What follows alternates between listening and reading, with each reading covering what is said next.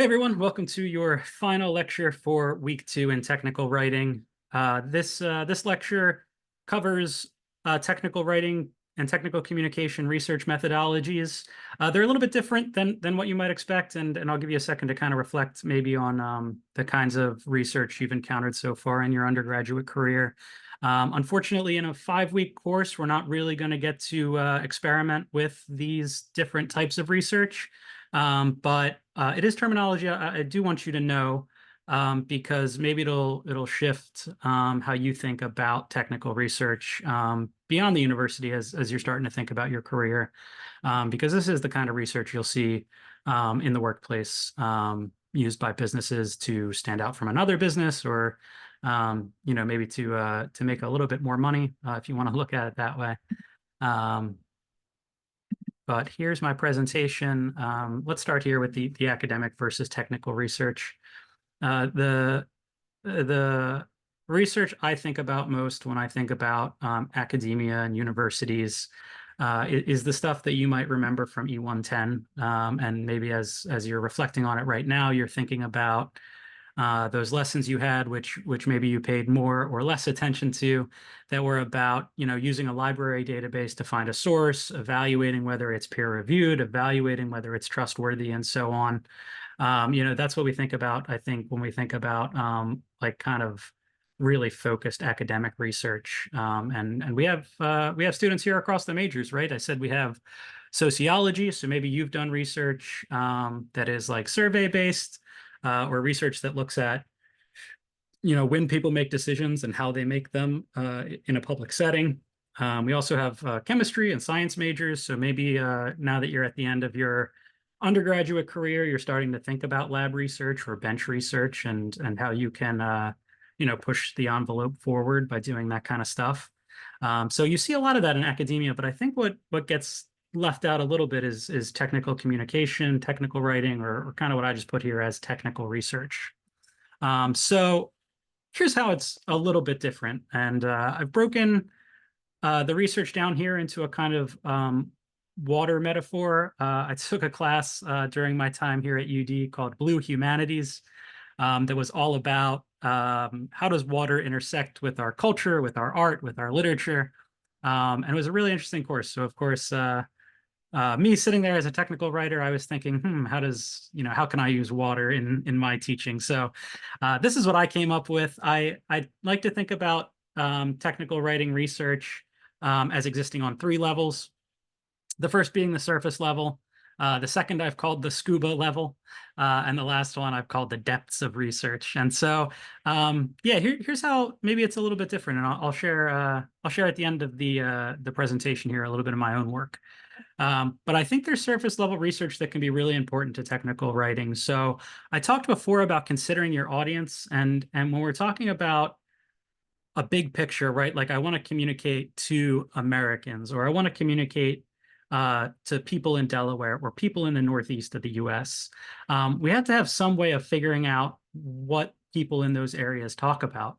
And I think some of that is available to us widely in popular media and stuff that's for general consumption, stuff that just kind of skims the surface of who we are. And so some of those things are like newspapers and magazines.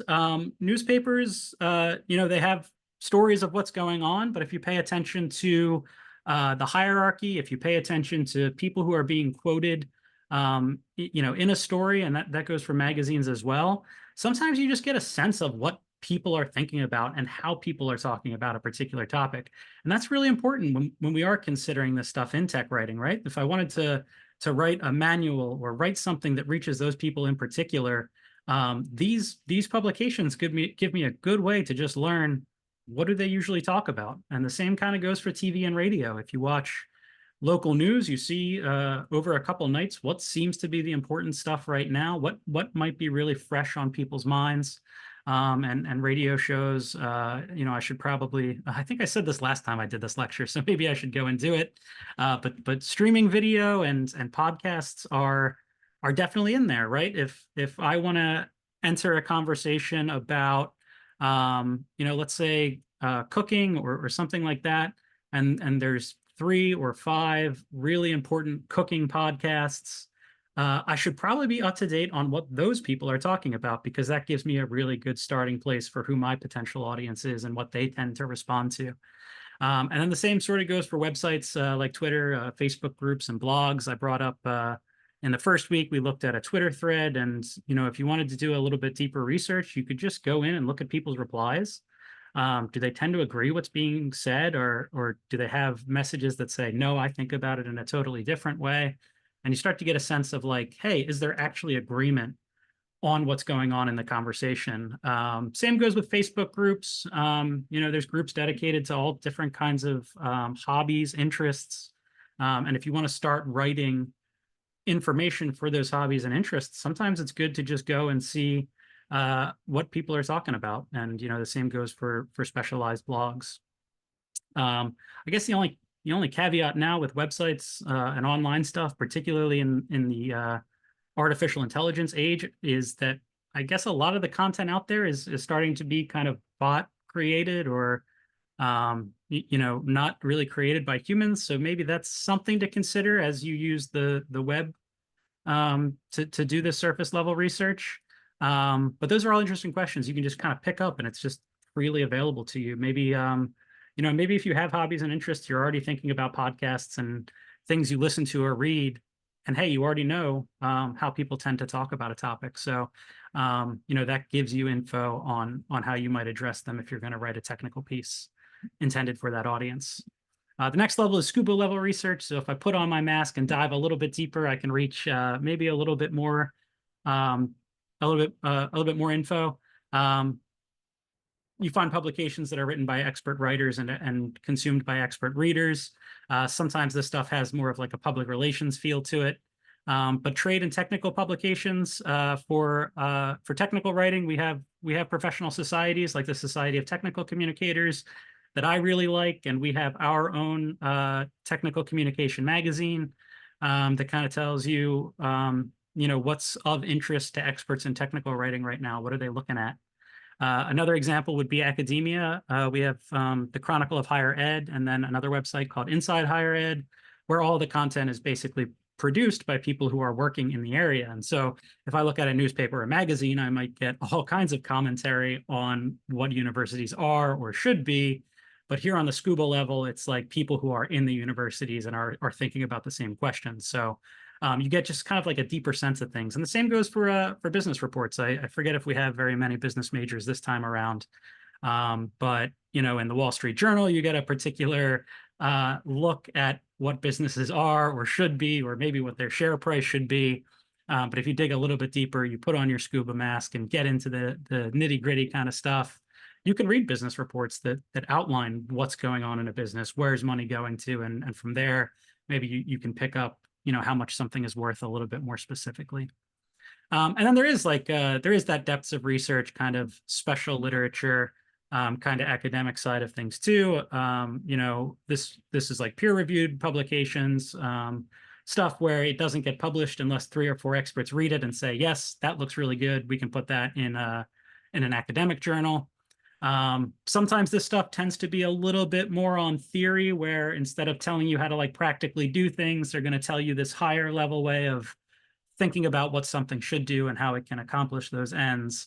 And just a final note there, sometimes in that conversation, it's a little bit better to focus on what's current. Some fields say 5 years, but you can limit your search to any amount of time period. But if you're looking at the last couple of years, even if you're just looking at titles, you'll really start to get a good grasp of what your audience has been talking about recently.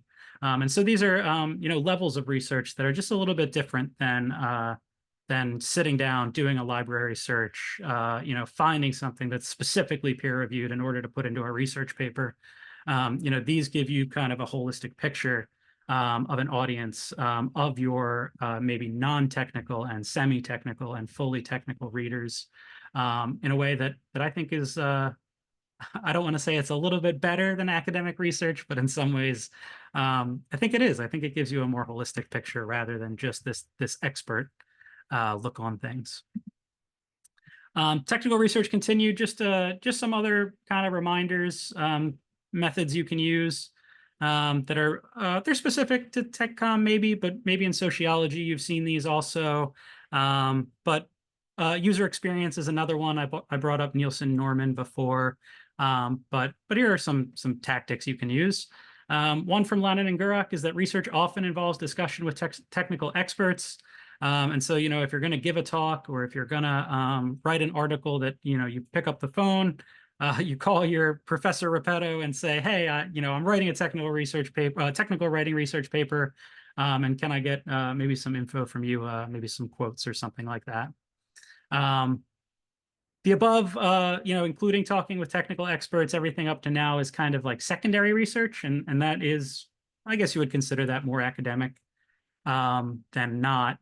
But here's some primary things you can do in technical writing and in technical fields generally. So don't think it's only for tech writers.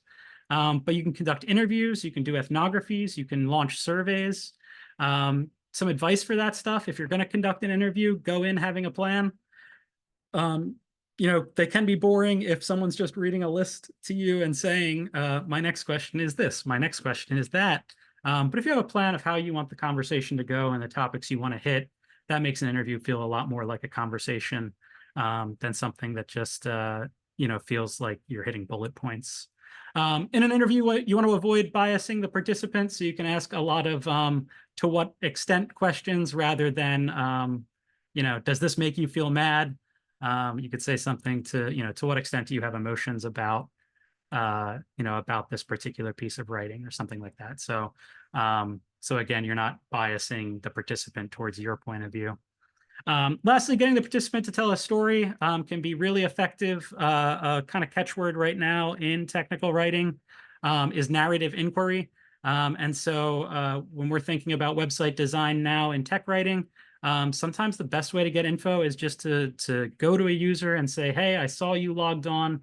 Can you just tell me the story of your experience with my website? And sometimes you'll find out they say, I really admired how it was organized. I was able to find exactly what I want. And then sometimes somebody might come to you and say, hey, why was this buried in the About Us page? Why isn't that over here in another page? And so again, if they're just telling a story, sometimes you can get a nice holistic picture. Ethnographies are another one. If you're unfamiliar, that's kind of just observation of behavior or observation of a place and context. One that I really like was written by, I'm blanking on the name, Blair Thompson, I think, was the researcher. He did ethnographies on syllabi, where what he did was he just sat in classrooms and watched the professor present the syllabus. And so instead of kind of how I research it, thinking very specifically about the writing and the organization of the sections, he said, wait a minute, I'm going to study it by just sitting and watching. What does the instructor do first? What do the students do as he's talking? And this might give us a little bit more of a holistic picture of the genre. And maybe he's right. And that's another interesting thing that we can do in tech writing. And then, of course, the output of that usually connects the behavior to the place. So, in the case of a syllabus, what if students were seated in different places? Would that have changed the way the document was understood? I don't know if that could be true, but stuff to think about. And then surveys, I think I've talked about this before maybe, but surveys can have limitations in the sense that when you ask somebody a question, you imply they were already thinking about it. So a nice joke one I used to refer to would be a question like, how qualified do you think the puppet Elmo is to be president of the United States? You could put that survey out in the world, and you could get some data and say, well, it looks like 33% of people think he's qualified, which is interesting and funny. But at the end of the day, maybe they weren't even thinking about that question at all, and they only answered it because you asked it. And so surveys can have particular limitations, and you can make sure that your questions are centered on some experience or something like that that can give you really good data. So let me just show you some of my work. Again, I'm sad maybe that we're not going to be able to use some of this or practice, but as you know, I love the syllabus. So in the past, I've done this tailor the syllabus assignment that you're going to do, and I was able to break it down statistically into what tends to appear the most and in what order it tends to appear. So this tells you how often it appeared, the heading, that's like for the course, and it appeared every time. And then the other sections appeared in this order here, typically. I'm going to close out of this because I don't want you all copying it for yours. I want you to think about the syllabus for yourself and how you might really tailor something. And I should say, in some ways, that was a bit of a failed experiment because it came out in the exact order typically that it was already in. So when you're thinking about tailoring, remember that things can be reorganized depending on what you think should be the most important information. So keep that in mind as you design. Last thing I'll show you to get back to the social listening stuff. That's like a nice professional sounding word for I read social media. But I went on LinkedIn and I searched up conversations about syllabi, and people just put out there all their thoughts, and you can just copy and paste it and study it, and you can give it themes. One I picked up on a lot, we hear a lot, the university statement, or universities and colleges do these things. And in my own mind, that can be a little bit too shorthand, I think, right? Because at universities, there's people who are in charge of making decisions in their offices that do particular things.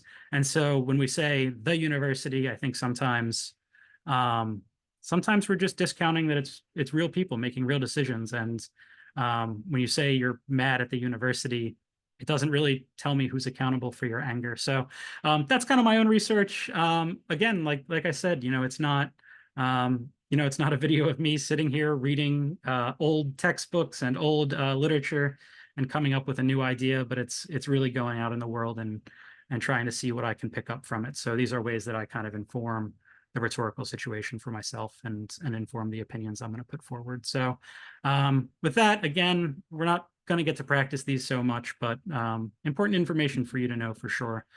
So that's it for week 3 in the lectures. Again, you'll see me active in the discussions. I really do admire what you all have been coming up with, and I'm excited to get back to more of you. So good luck with the work this week.